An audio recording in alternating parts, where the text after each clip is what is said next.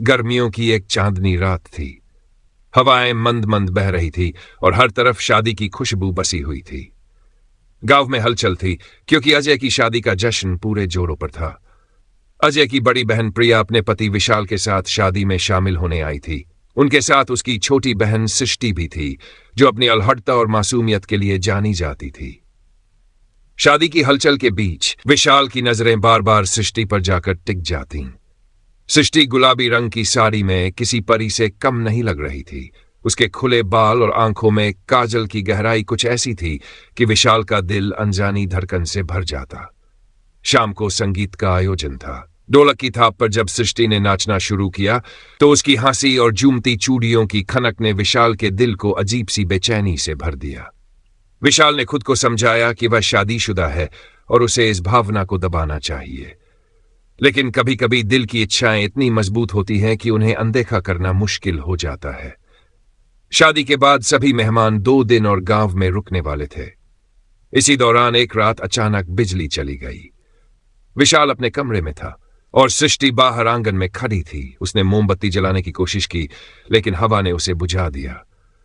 तभी विशाल ने पास जाकर अपनी मोबाइल की टॉर्च जलाई। विशाल ने हल्की मुस्कान के साथ कहा, ध्यान से, कहीं गिर मत जाना।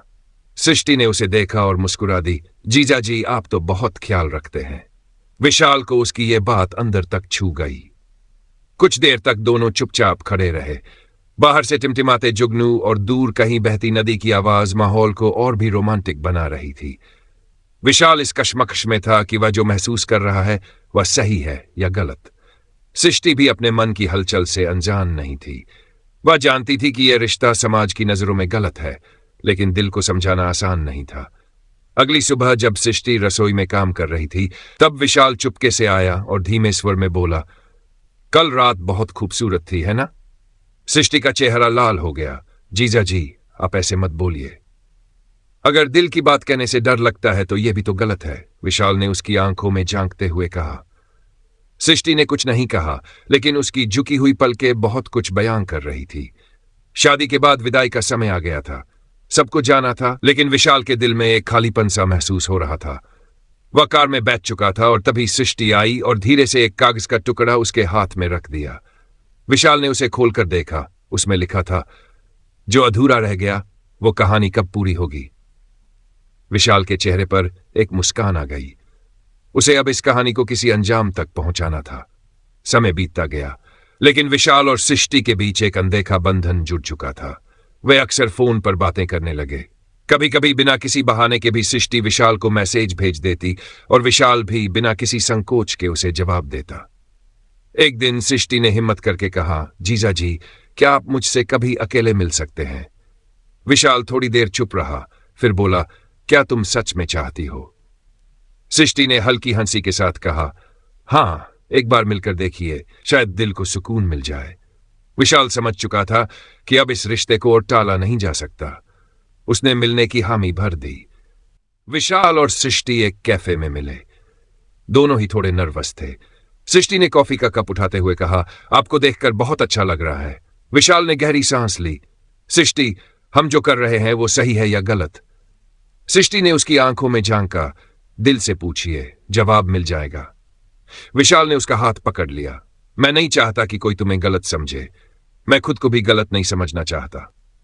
सृष्टि ने मुस्कुराते हुए कहा, कभी कभी दिल के फैसले सही गलत के दायरे से बाहर होते हैं, बस महसूस कीजिए।